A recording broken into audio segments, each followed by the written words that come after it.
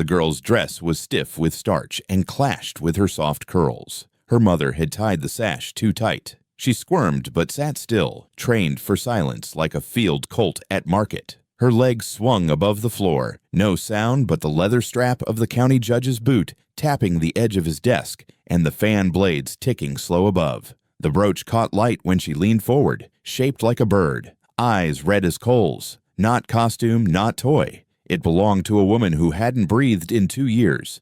A woman buried with her secrets pressed tight against her chest. Dinah saw it before she saw the girl's face. Her jaw locked, her fingernails dug into the pew like claws in bark. The heat in the room turned thick, metallic, like standing too close to a burned-out truck frame.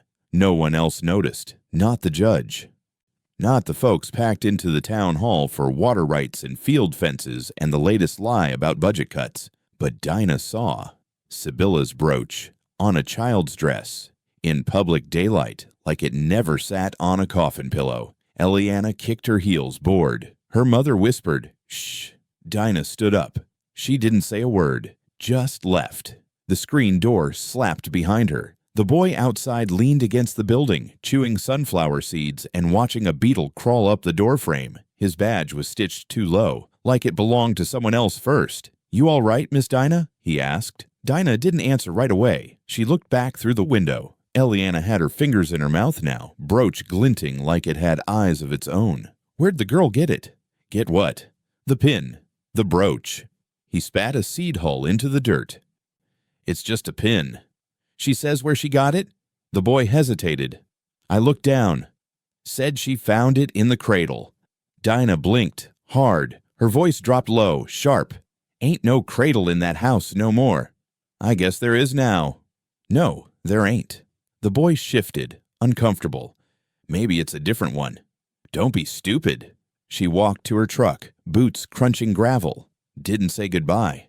The boy didn't follow. He just stood there, watching her truck rumble to life and roll out of the lot like something unchained. The road back was long and gravel-streaked. Dust blew over the fields, coating the mailbox rows in a powder-like bone. Dinah didn't take the turn for her own driveway, just kept driving, the wheel loose in her hands. Up the hill, where the land split between scrub and pine, was the fence. Beyond it, a half circle of stones with names carved into them by men paid too little to care.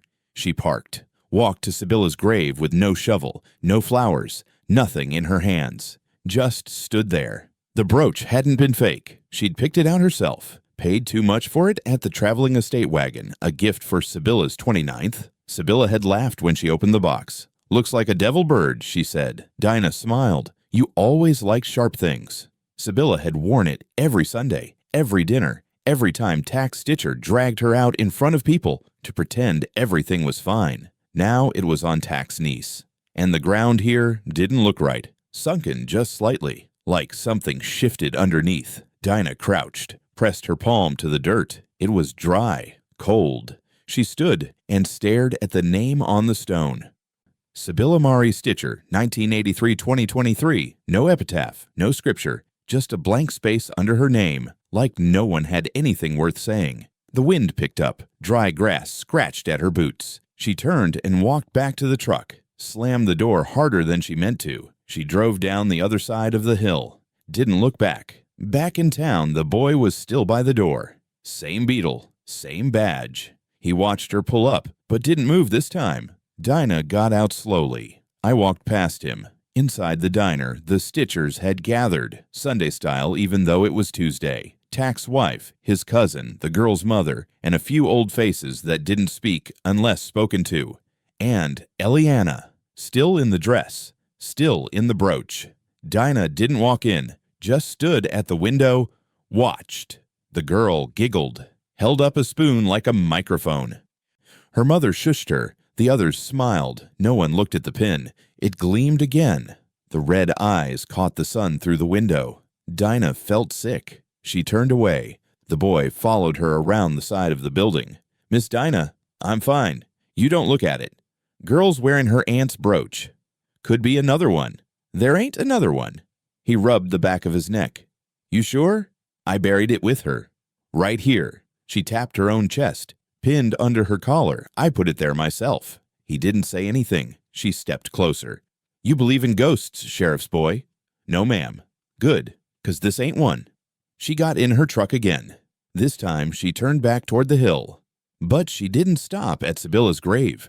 She drove past it, all the way to the back edge of the cemetery where the brush overgrew the old markers and the fence rusted into itself. A crow flew off the gate as she passed. She parked beneath a dying cedar tree and left the engine running. This part of the graveyard didn't get mowed. Nobody buried anyone here in years. It was where they used to put the ones who died wrong. She stared out the windshield. The brooch stayed in her mind.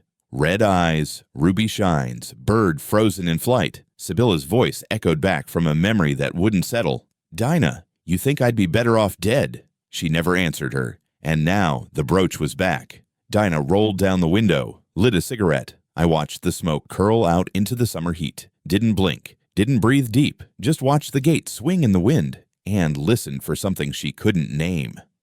The shovel wasn't meant for this. It was bent from years of root work, garden beds, breaking ice at the water trough. Dinah jammed it into the dirt anyway. The ground gave way too fast. The soil was soft, wet in places. That grave should have been packed down long ago. She didn't cry. She didn't curse. Just kept digging. One scoop after another. She breathes loudly in the night air. The moon cut down through the pine like a white knife. But she didn't flinch. Didn't stop. Not when her arms started to shake. Not when her boot slipped and slammed the wood marker behind her. 12 inches down. Then 18. Then more. She hit something, but it wasn't wood. Not a box. Not a lid. It was more dirt. Different texture. Airless. Damp. She reached in with her bare hand. I felt nothing. No casket. No silk lining. No Sybylla. No brooch.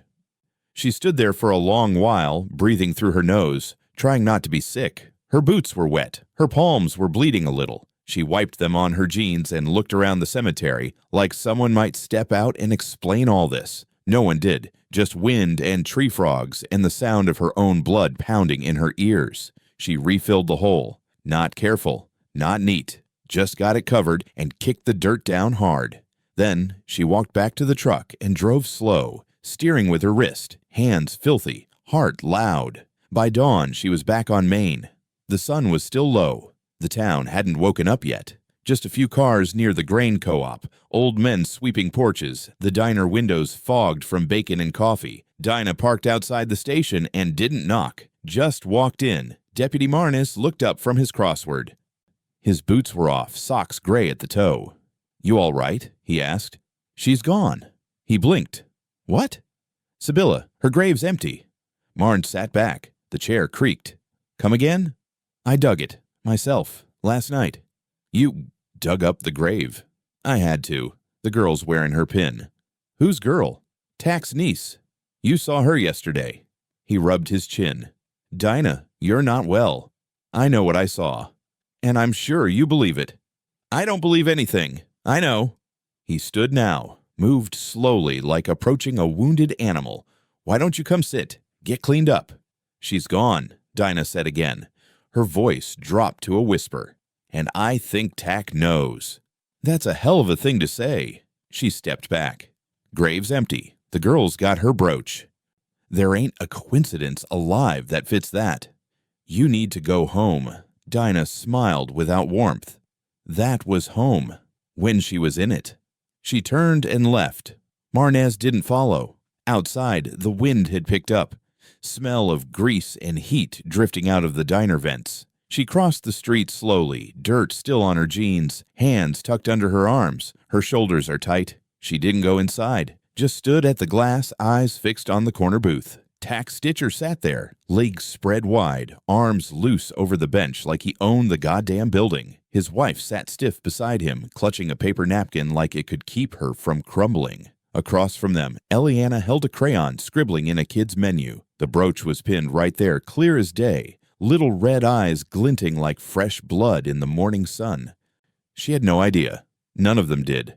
Dinah stared, breathing steady, face blank. The waitress passed with a pot of coffee, laughed at something Tack said. Eliana giggled. The brooch caught the light again. Dinah stepped back, just a little, Her voice in her own head. She's gone. She felt it, not just from the hole in the dirt, but from the way the sun hit her skin, from the quiet in her house when she woke, from the way the family sat at that table like nothing ever broke. She should have said something back then. She should have pushed harder. She should have never let the letters go unread. But she did, and now the soil wasn't settled, not by a long shot. She turned and walked away, boots leaving clean prints in the dust. Behind her, the bell above the diner door jingled. Laughter spilled out. Glass clinked. Dinah didn't look back. She was already thinking about the next place she'd dig. Dinah hadn't been to the Stitcher place since the funeral. The dirt path still splits wide through the cotton grass. House leaning a little more than it used to. Paint peeling at the corners. Porch sagged in the middle. Wind blew through the broken screen like breath through teeth. Everything looked tired, like the land itself was holding a grudge. She knocked once, didn't wait. The door creaked open like it remembered her. Inside, the air held sour milk and Lysol. The TV was off. The kitchen was clean. Too clean. Nothing simmering on the stove. Nothing warm. Just quiet. Then she heard it. Wood creaking. A slow back-and-forth groan. She stepped past the living room, boots thudding on the thin carpet. Her hand brushed the doorway. The cradle sat in the corner. Near the old rocking chair, cracked white paint, a braid of pink yarn tied around one spindle. Dinah's heart stopped for a second. She knew that cradle. It was Sybilla's. She'd helped sand it back when they still talked about babies like they were maybes and not bad luck. Sybilla had painted the birds on the side herself, one wing still smeared from where she'd bumped it wet. That cradle had been burned. Dinah remembered it. They lit it behind the barn after Sybilla lost the baby. Sybilla didn't say a word the whole time, just watched until it was ash. Now it sat here, and it was rocking. Empty. Eliana knelt beside it, humming, fingers trailing the inside like she was soothing something. Dinah cleared her throat. "Where'd you get that?" Eliana turned, face smeared with jelly, big-eyed, like always. "It was already here." "Where?" "In the closet." Dinah stepped closer. "That's your mama's closet?" Eliana nodded. "It made a noise." Dinah glanced at the cradle, still moving. "What kind of noise?" "Like this." Eliana opened her mouth. A soft whimpering came out, high and thin, too close to real. It made Dinah's stomach twist. "You do that often." "Only when it cries." "There's no baby in there." Eliana smiled. "I know." Dinah knelt, kept her voice even. "You tell your mama?" "Mama says dreams ain't real." "Was it a dream?" "Nope." Eliana reached inside the cradle, pulled out something small from under the folded blanket. "It left me this." The brooch, bird-shaped, ruby eyes, tarnished at the edge, like it had been in someone's mouth too long. Dinah stared. "Where'd you find it?" "It was in the baby's mouth." "There's no baby." "I know. Don't lie to me." "I ain't." Dinah's breath caught. "It was just there?" "It said it was for me." "It?"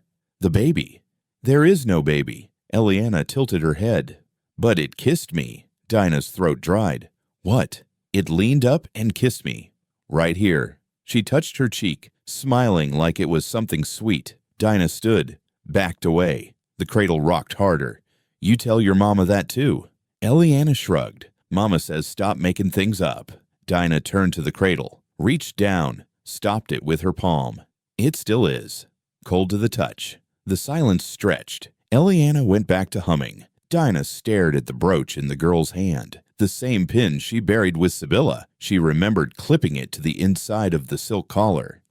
Sybilla had been cold then too, but she hadn't smiled. A truck door slammed outside. Dinah's heart jumped. She grabbed the brooch fast. Eliana didn't flinch, just kept humming. She slipped out the back door, careful not to let it bang. Out on the porch, her breath came shallow. Tack's boots hit the gravel, steady, slow. Dinah ducked behind the lattice, heart pounding in her ears. She held the brooch tight in her palm, eyes wide, knees pressed to the dirt. Tack whistled as he climbed the steps. The front door opened, closed. Silence. Then the cradle started rocking again. By itself. The truck bed creaked under the heat. Shovel lay back there, streaked with dry soil and something darker. Flakes clung to the edge. Dinah didn't bother hiding it. She pulled into the Stitcher feedlot like she always had, tires kicking up dust, parking just short of the line of red dirt where Tack always spit his tobacco. He was already out front, rocking slowly in the metal chair like nothing in the world pressed against him.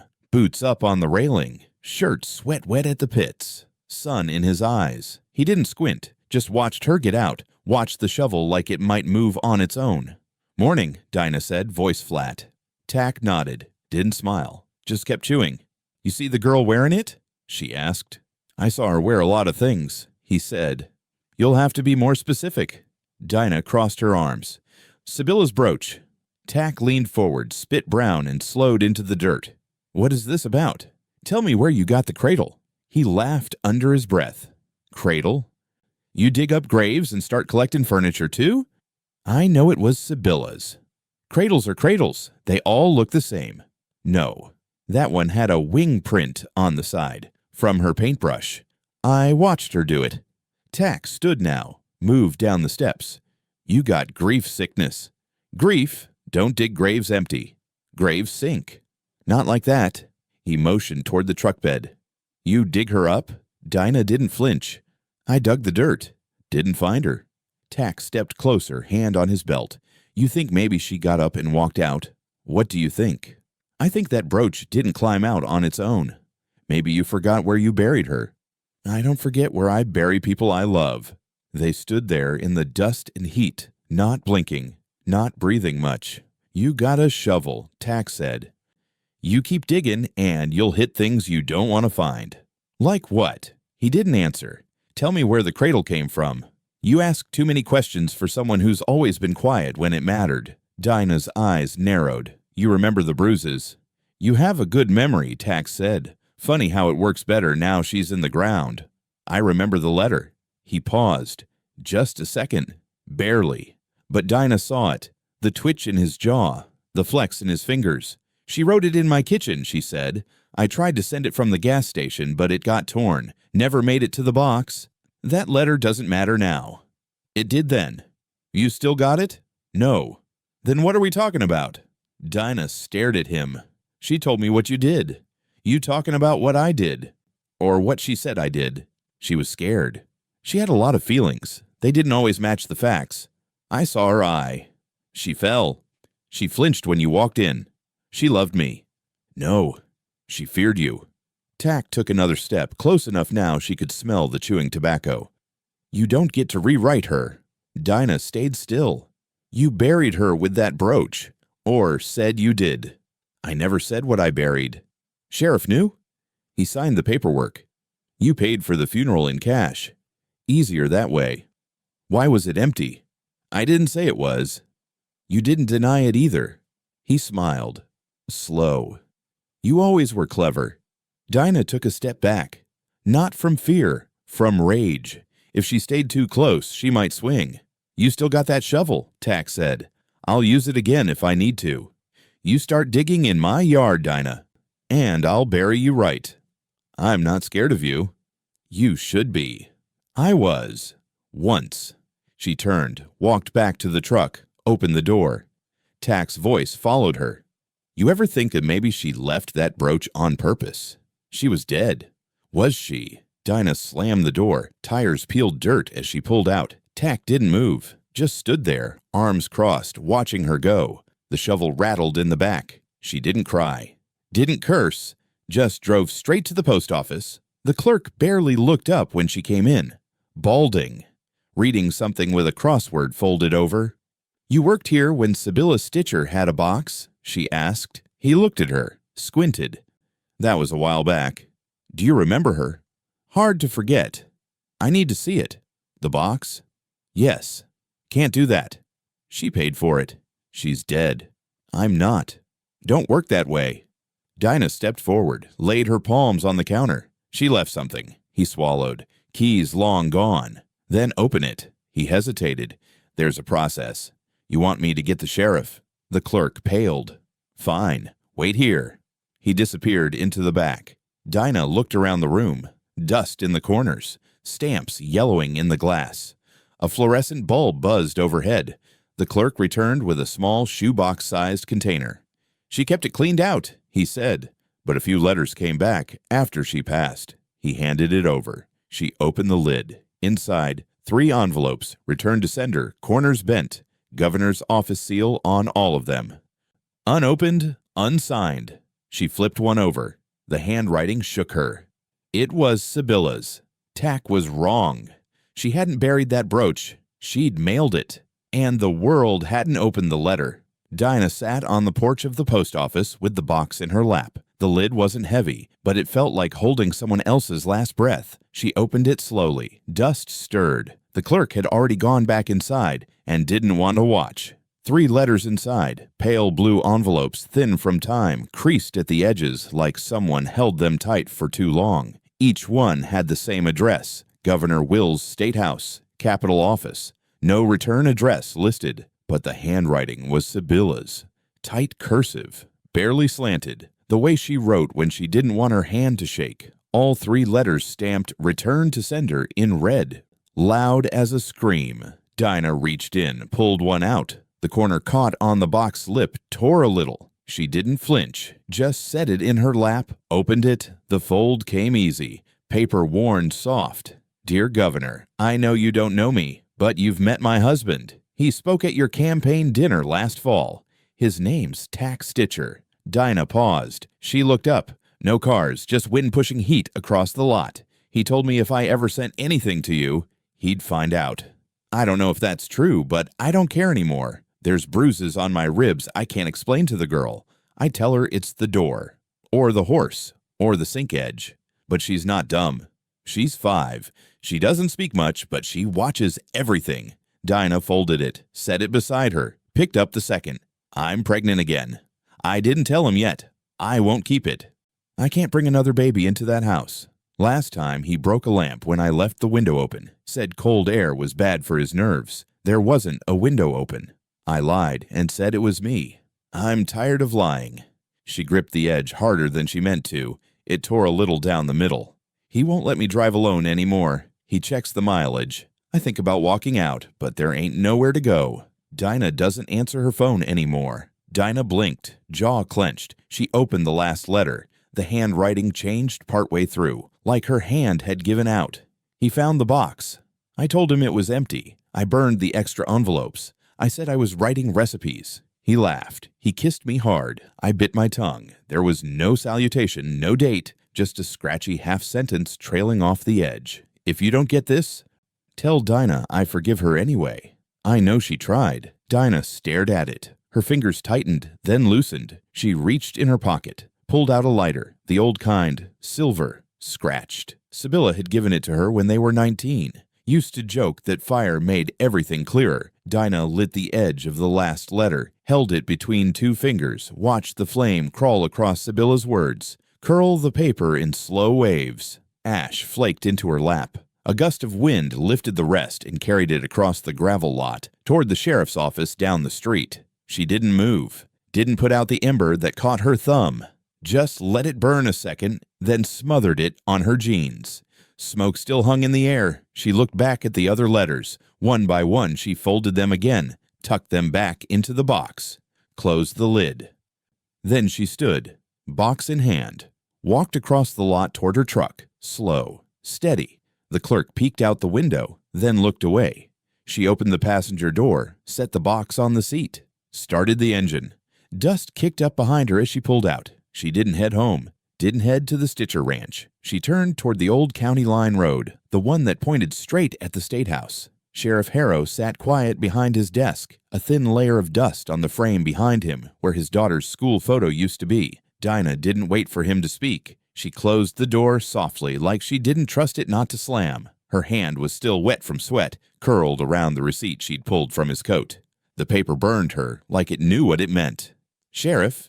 He didn't look up, just reached for his coffee. "You got something to say, Miss Dinah?" "I saw the receipt. You see a lot these days. Paid in cash. Funeral home. A week before the body was even claimed. You think grief follows rules." Dinah stepped forward. The floor creaked, loud in the still room. "It wasn't grief. It was a cleanup." Sheriff Harrow didn't flinch. That's a hell of a thing to say. She tried to run. Silence. He took another sip. You bring her back? He looked up, eyes soft but gone cold, like wood left too long in rain. Some women run, some stay. I let her decide. And you let him decide what was left of her. I didn't let anything. This place has ways. She begged for help. She begged to disappear. Dinah dropped the receipt on his desk. It fluttered, caught the edge of the fan, landed face up like a verdict. You got daughters. Sheriff? Had one. Then you know what it means when someone stops mailing letters. He blinked slowly. I got no power in that house. You know that. You had a badge. He nodded. And it doesn't work on ghosts. Dinah turned without another word. The receipt crinkled as she picked it back up. She didn't leave it there, didn't trust it wouldn't disappear. The door shut behind her. Her boots hit gravel, hit dirt. The sun is hot and unforgiving. She crossed Main Street with a stare that made folks look down. Sheriff Harrow didn't watch her go, just sat, looking at the spot where the picture used to be. She didn't go home. She turned toward the funeral home. Black-painted siding, windows too clean. Inside, cold air hit like a morgue. Mortician's son, a boy no older than 19, blinked when he saw her. Can I help you? Do you remember Sibylla Stitcher? Don't forget the quiet ones. You prep the body. He shifted. No body to prep. Came closed. Instructions were to seal. Told not to open. Told by who? He hesitated. Your sheriff said it was law. She leaned in. He lied. The boy looked at his shoes. I just did what I was told. Dinah left without another word. Her hand clenched the receipt tighter. Sunlight washed the street in silence. She saw faces in the windows. None met her eyes. She drove. Gravel crunching under tires, wind slicing through the cracked window. Her truck smelled like old heat and judgment. The brooch was on the dash. She didn't remember putting it there. She stopped at the general store. I walked in. The clerk barely looked up. She walked to the back, saw the rack where they used to sell dresses. Sibylla's size. All gone now. Miss Dinah, she turned. Old man Tully, wrinkled, soft voice. Heard you been asking. Just listening.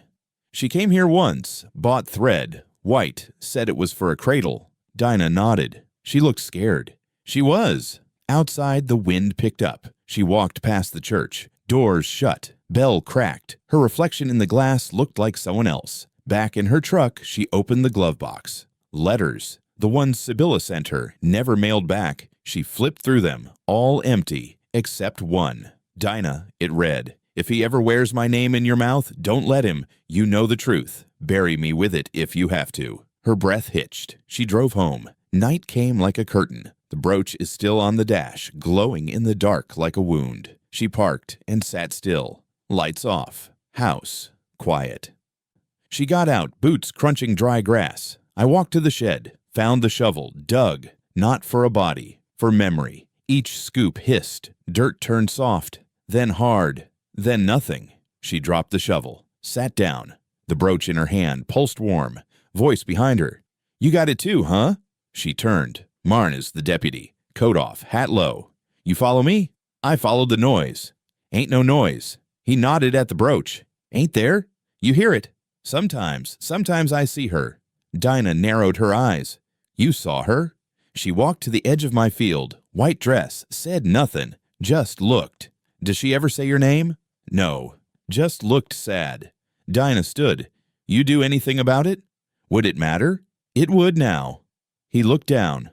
What do you want from me? Truth, same as she did. He didn't speak. She walked past him. Into the house. The cradle was there, in the corner, rocking. No wind, just rhythm. She walked slowly, brooch in hand. She whispered, I'm here. Silence. Then a voice, soft. You took long enough. Sibylla. Dinah didn't cry, didn't run. She sat by the cradle, closed her eyes. I didn't know, she said. You did. I couldn't stop it. You didn't try. I'm trying now. The cradle stopped. Wind picked up. She opened her eyes. Empty room, but the brooch was gone, and a thread of red sat in her palm. She curled her fingers around it, whispered, Are you still watching? No answer. I didn't need one. She stood, back straight, tired heart steady. In the dark, the house sighed, alive. The brooch may be gone, but the coat, the letter, the thread, they were hers now. And the story wasn't finished, not yet. Eliana stood on the porch steps, sunlight catching the brooch pinned crooked to her dress. It gleamed like a wound. She stared at the gravel, lips pressed together, holding something in. Her mother, Ruth, stood in the doorway. Inside now. Eliana didn't move. I said inside. I don't want it. What? The brooch. It's too loud. Ruth blinked. Loud? It talks in my sleep. That's nonsense. Eliana pulled the pin loose and held it out like it might burn. Ruth snatched it quickly, but her hand froze halfway. She looked at it. The bird with ruby eyes stared back, unblinking, watching. Ruth wore it to church that Sunday. Blue dress, tight smile. She sat on the third pew, hands folded. Dinah watched her from the back row. I watched the pin flash in the light through the stained glass. The service ended. Folks milled, laughed softly, ate cake off paper plates outside. Ruth didn't say much, went home quiet. By nightfall, she was screaming. Dinah heard it through the cracked window. The house is just across the road, close enough to spit. She stepped outside, cigarette half lit, listening. The screaming didn't stop. Next morning, Ruth sat on the kitchen floor, face pale, eyes red, hair tangled down like she hadn't touched it in hours. Dinah stepped through the open door. Ruth. Ruth didn't answer. Ruth, what happened? Ruth looked up, mouth trembling. She was by the cradle. Her mouth was full of dirt. Dinah didn't blink. She said it should have been me, that I let it happen. You did. Ruth sobbed. So did you. She choked out. Dinah's eyes didn't move. You want to blame me? I didn't know. Ruth whispered. She tried to leave. You watched him lock the door. She said she was fine. She said what she had to. The brooch gleamed on Ruth's chest. Dinah reached down, fingers trembling. She unpinned it, slow.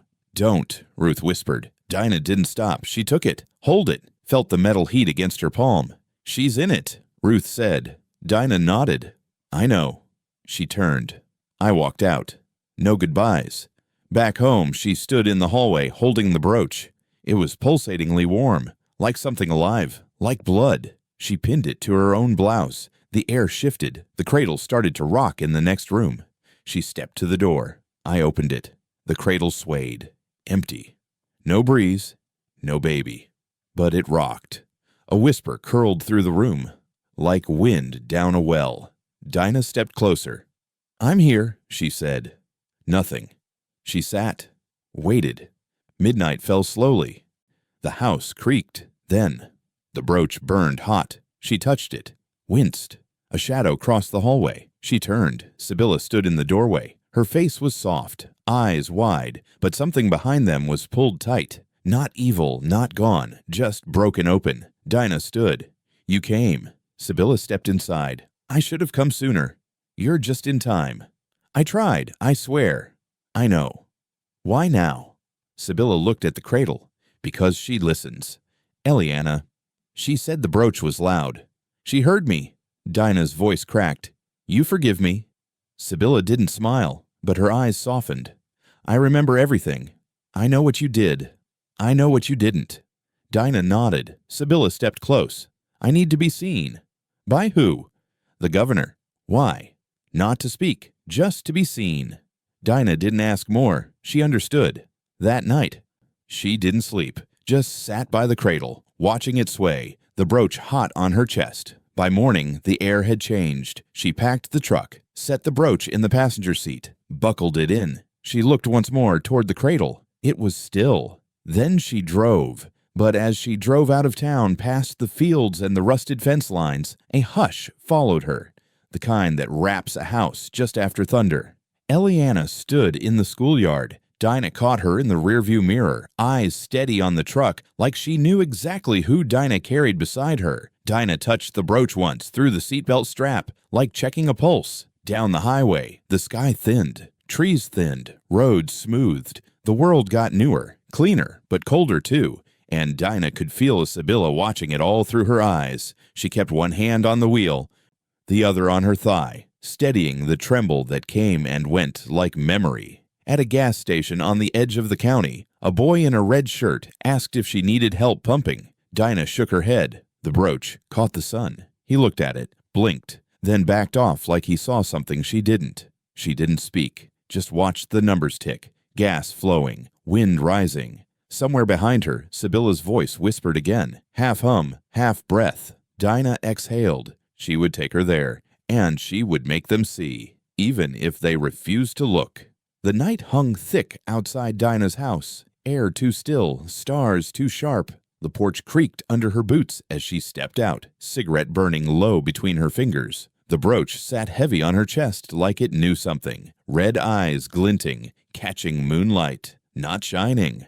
Watching. Inside, it started. That cradle, the one she never brought in, never owned, never meant to remember. Rocking. Slow. Wooden knocks against the floorboards, a rhythm like a clock running backward. She stepped inside. Didn't call out, just watched. It rocked. Empty. She moved closer, breath shallow, then stopped because there was a whisper, soft. Not words. Just breathe, like something below the floor was trying to speak through dust.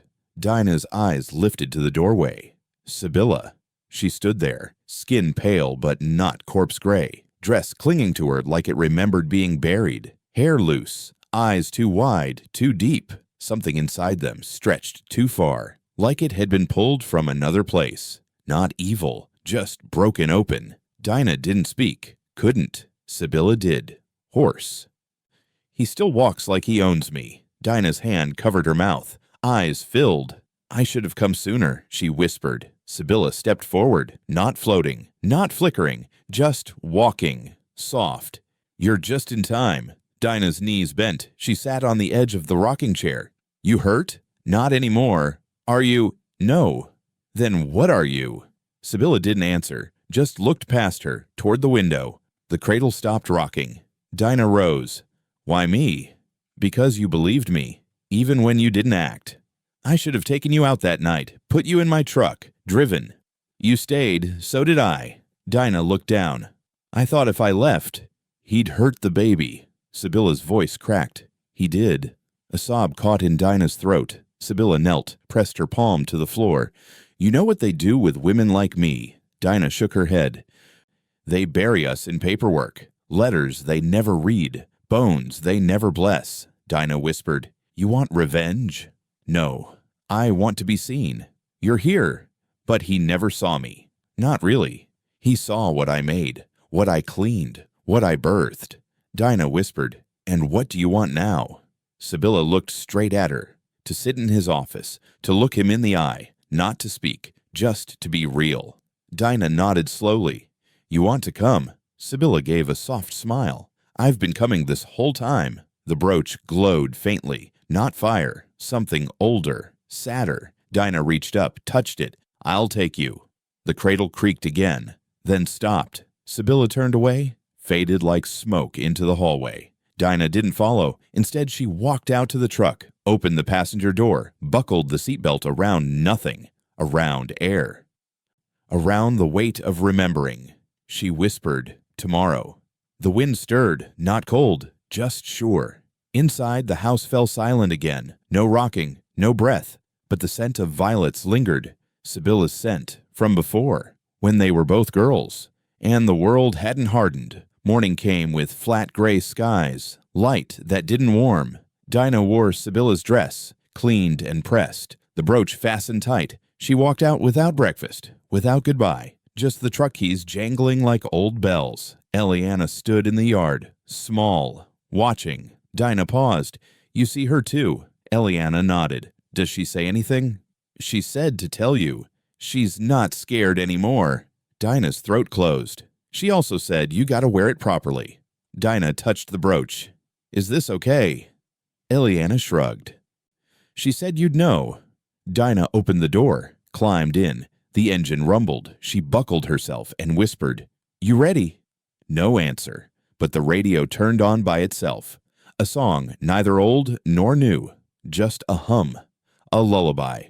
Dinah drove, long road. Gravel gave way to pavement, trees to signs, hills to glass. The governor's building appeared again, like before, but this time she didn't walk in angry. She walked in carrying memory. Sibylla was with her, not beside, not behind, inside. And this time the receptionist didn't stop her. He looked up, opened his mouth. I closed it. Something in Dinah's eyes told him to sit still. The doors opened. Governor Wills didn't look up right away. When he did, his mouth set hard. "You again." Dinah nodded. "This is harassment." She walked forward. Quiet steps. "I'll have you removed." She stopped in front of the desk. "I'll have you arrested." Dinah opened her palm. The brooch sat there. She didn't throw it. I didn't hand it in. Just set it down. The red eyes looked up at him. Wills paled. She wore it the night she tried to leave. He said nothing. She wore it when the sheriff brought her back. Still nothing. She wore it in that box, except she wasn't in it. The brooch pulsed faintly.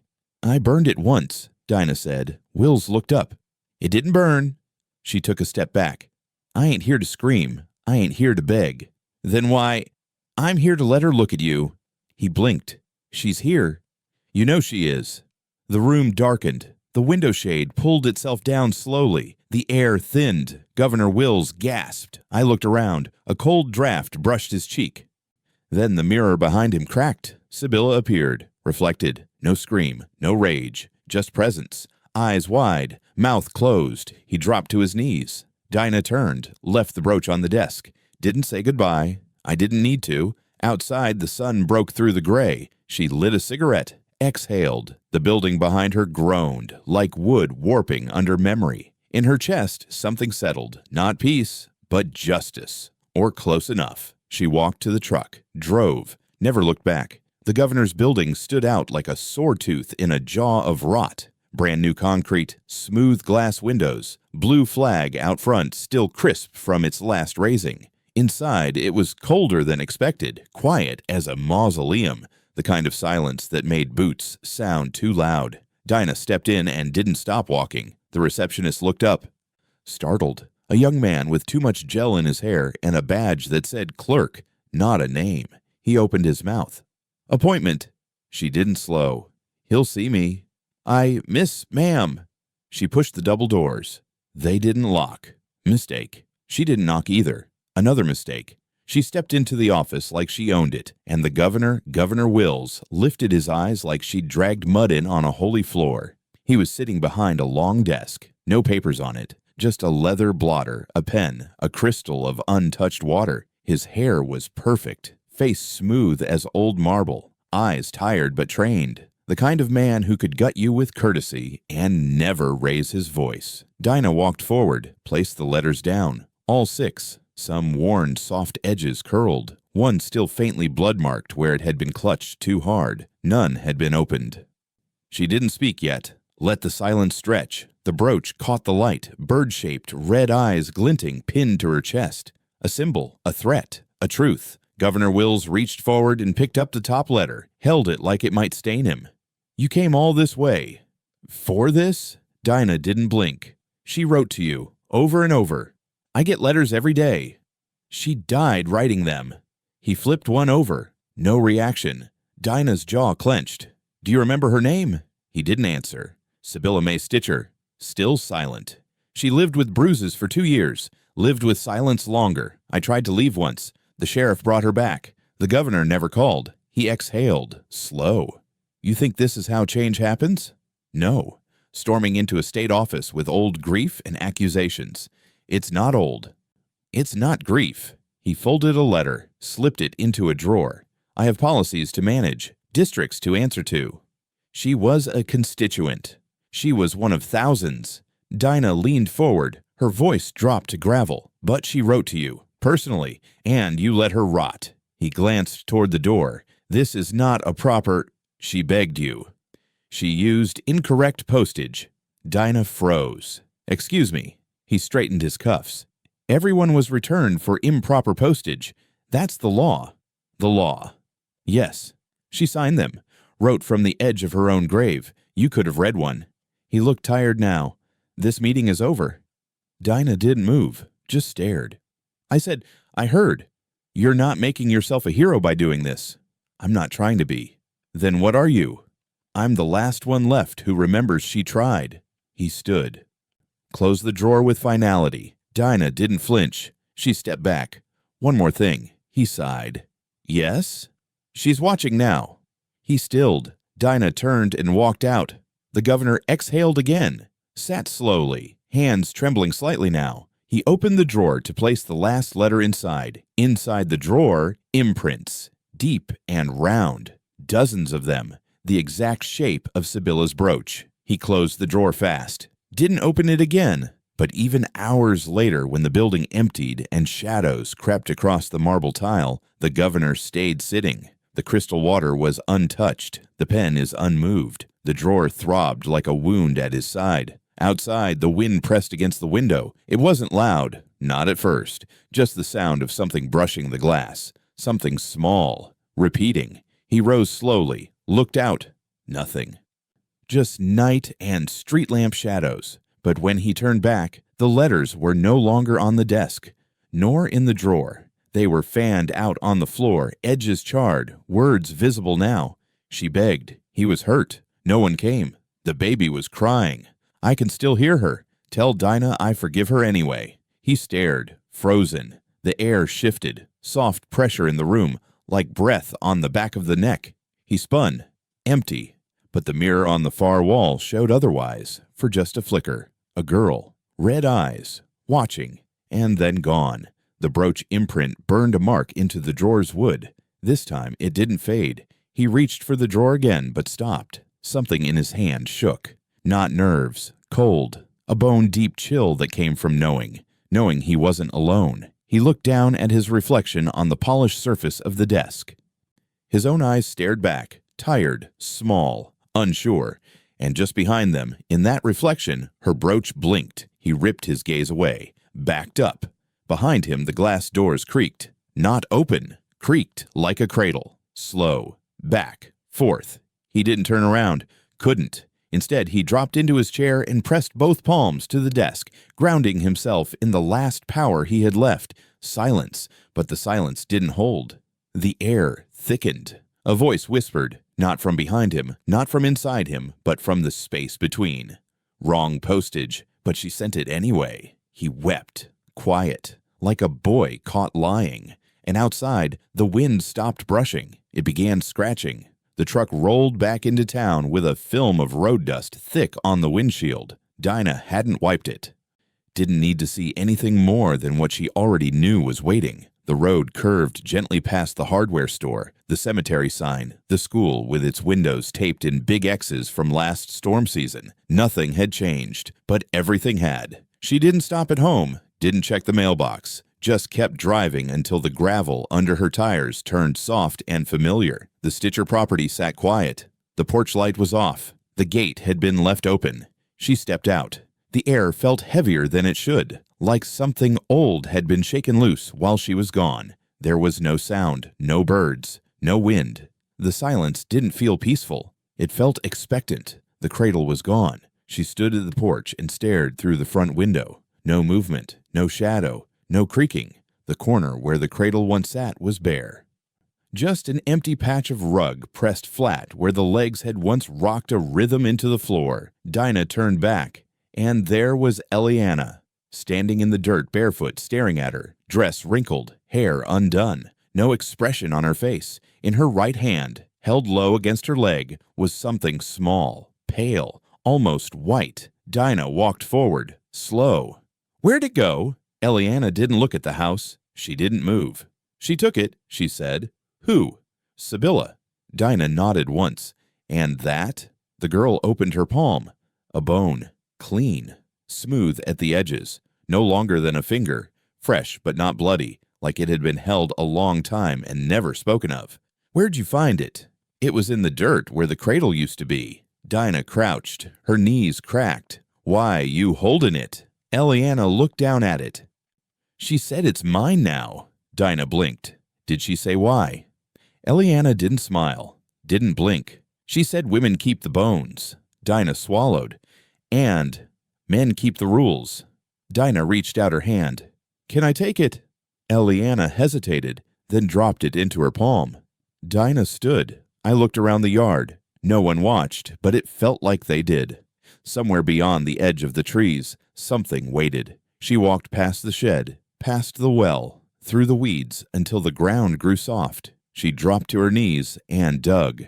The dirt gave way. The hole didn't need to be big, just deep enough. She laid the bone in the earth, covered it, pressed it down.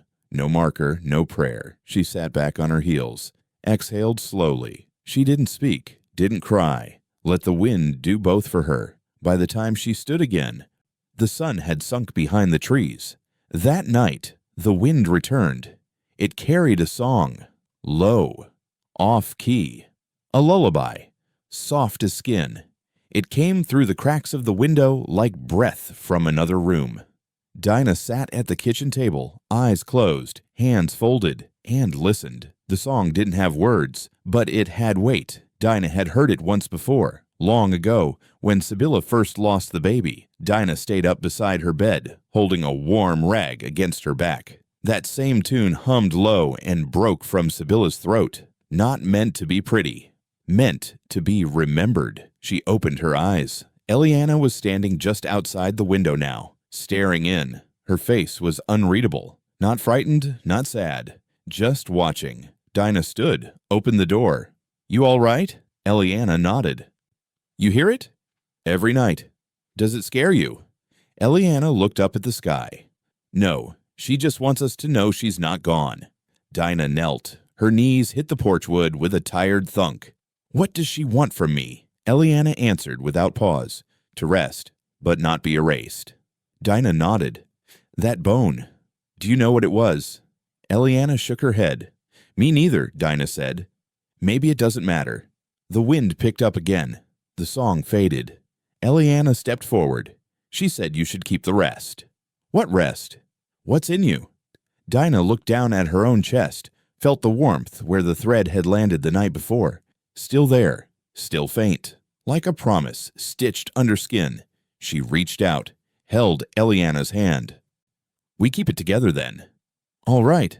They sat on the porch until the sun came up, neither speaking. When morning broke, Dinah finally stood. Her legs are stiff. Her heart is less so.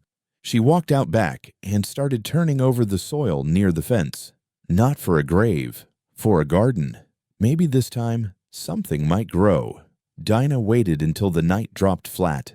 No moon, no wind, just the crackle of dry leaves under her boots and the creak of the back screen door closing behind her. The world didn't make a sound. Even the bugs held their breath. Her hand stayed calm as she lit the path toward the fire pit with the small lantern she kept by the back sink, the one Sibylla had bought from a second-hand tent sale, the kind with a dent in the base that made it lean a little left when you set it down. She carried it anyway.